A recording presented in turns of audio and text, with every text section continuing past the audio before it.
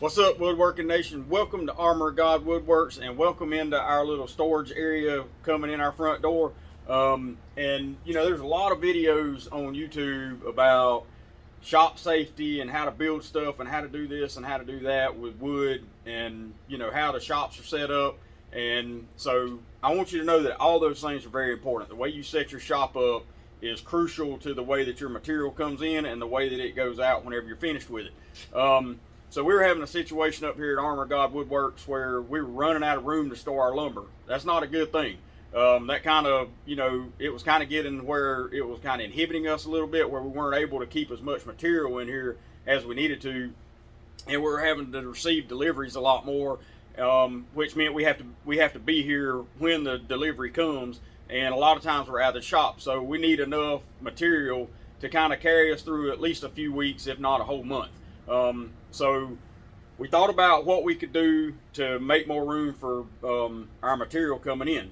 We've got a huge plywood rack in here that we can hold, we can probably hold 200-300 sheets of plywood in here of various sizes, from quarter all the way up to 1 inch, however thick we need it. The biggest problem we were having was where to store our lumber.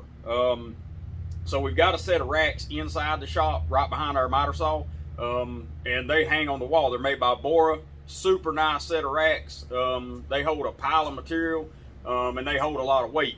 You have to make sure you screw them into studs or some kind of solid substrate, so they can't come off the wall, because they can hold a substantial amount of weight. I think we probably got somewhere between 1,000 and 1,500 pounds on ours hanging on the wall, and we had never had a problem with it. Now, we'll hold about 100 board feet of lumber. That's really not a whole lot when you're building a whole set of cabinets. We usually order, 600 to 800 board feet at a time, at least, if not more, depending on how many jobs we've got coming up that we know we're fixing to start. We're usually doing like 2-3 sets of cabinets at the time, and they're full house cabinets, so we run through a lot of material pretty rapidly whenever we're, building our frames and getting everything put together.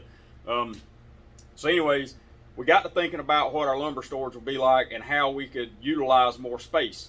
Well, our main entrance right here into the shop is a 8-foot wide, 8-foot tall sliding barn door that we built many years ago. We probably need to redo it and make it look a little bit cooler, but for now we're going to stick with that, and we got our AOG stuff painted on it, so when people walk in here, they know that they're coming into the Armor of God. And that's what we want people to know, that whenever you step into that place, it's a special place for us. And Armor of God means a lot. The name does, and it's not just some catchy name that we came up with. It actually has a really deep meaning behind it. One day we'll talk about that, but not today. So in order to store our lumber material, our long lumber, what we do is we get it in 12-foot lengths. Sometimes they vary a little bit, but 90% of the time it's all 12 feet. So right here where this door is, we had a little cabinet right here that had a bunch of lag bolts and washers and stuff like that on it, and it just got to where we really didn't need all that, and we don't need the lag bolts and washers as much. So we kind of moved them to a different storage area, got rid of the little bookcase that was there, and we actually built this vertical lumber rack right here, and it allows our barn door to slide in behind it. It was a perfect spot to do something like this. We've got it, it's on about a 5 or 10 degree angle, so it's leaning back towards our wall. We got a support wall right there behind it with a T coming into it at an intersection with another wall, so we know that's super strong, and we could put, however much weight in that rack we needed to without pushing our walls over. And you need to think about that when you're doing this. Is it all braced up enough where it can handle the pressure of all that lumber being pushed against it? And the answer is, on this one, yes, because we've got that T coming in, intersecting with another wall, and so we're good. We weren't really sure exactly how much that this lumber rack would hold, but right now it's got about 500 board feet in it of our raw material. I think we could probably put somewhere between 12 and 1,500 board feet in it. We just did a trial run, made an order the other day, got it shipped here. We just wanted to see, if it would hold a 500 board foot order. It held it no problem. The way that we order our material, we order it by the board foot. So we don't really order like 1x6s, 1x8s, 1x10s, 1x12s, whatever. We don't order it like that. We just say, we need this, how many board feet we need, and they send, whatever's there that equals that amount. Most of the time we'll get, maybe 100 feet extra.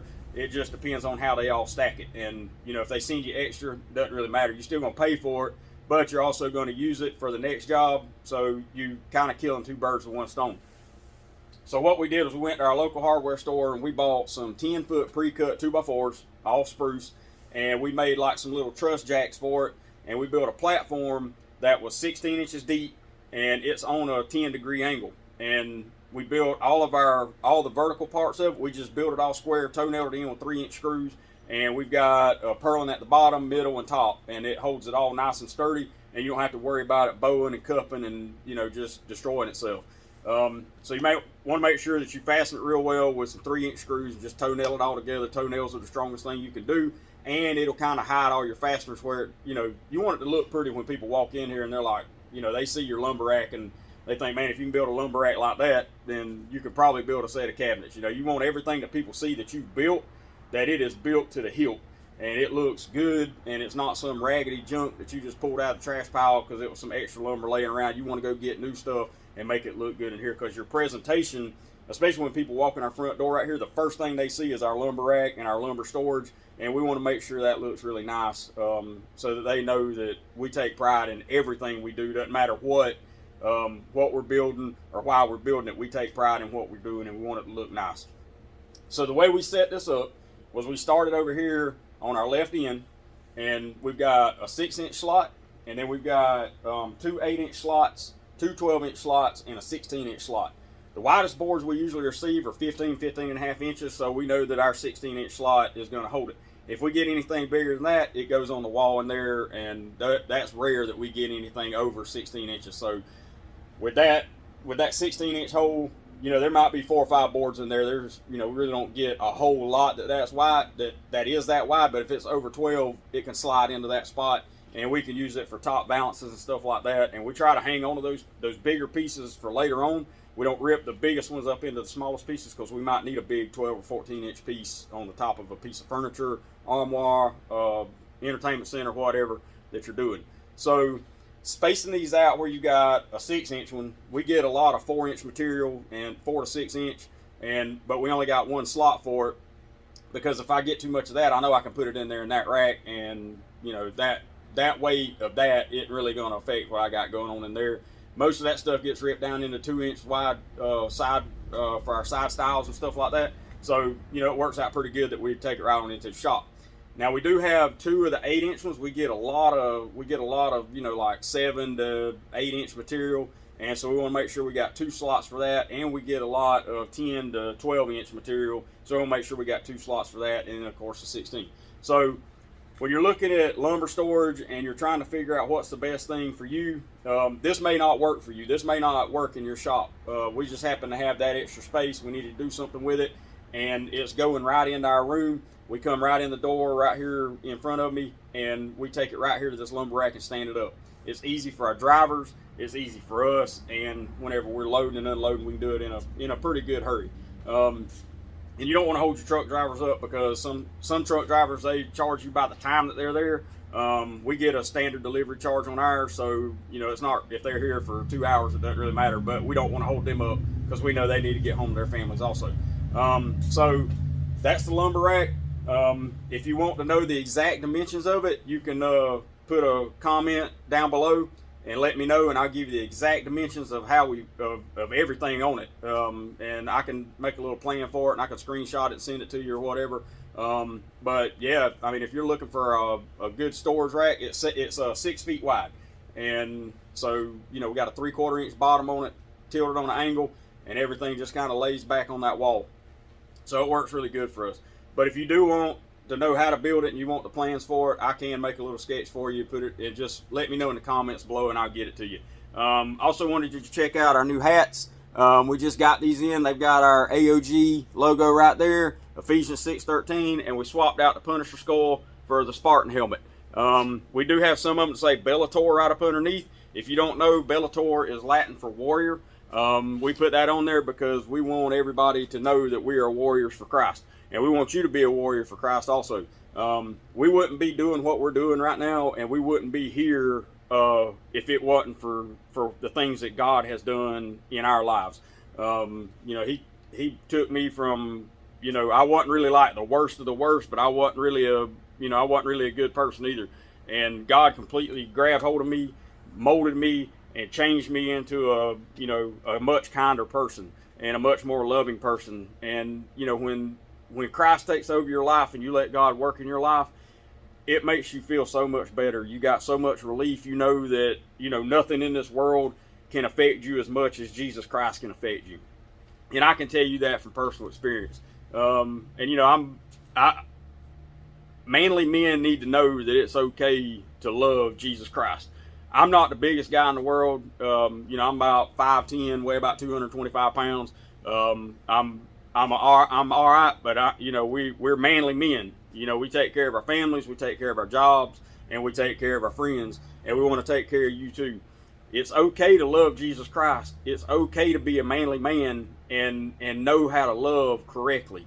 There's a correct way and an incorrect way to love, and there's so much stuff going around in this world right now about love this and love that. You got to love everybody and all that stuff, and I completely agree with that. But the thing about it is, when you love somebody, there also comes discipline. And whenever you understand that there's rules and regulations about how we follow Christ, the reason we have a Bible is because we have rules and regulations about how we know how to love Christ and how we know how Christ loves us. If we didn't know all that stuff, it wouldn't really matter. But we know it because we read it and we learn it, and we pray to God that we understand His Word. And I just want everybody to know out there that's watching this video, just accept Jesus Christ into your heart. I mean, there's nothing wrong with it. You'll be glad you did. If you need more information about how to do that, man, you can put comments down below and let me know. I'd be glad to talk to you. You come up here to Armor God Woodworks and I'll talk to you.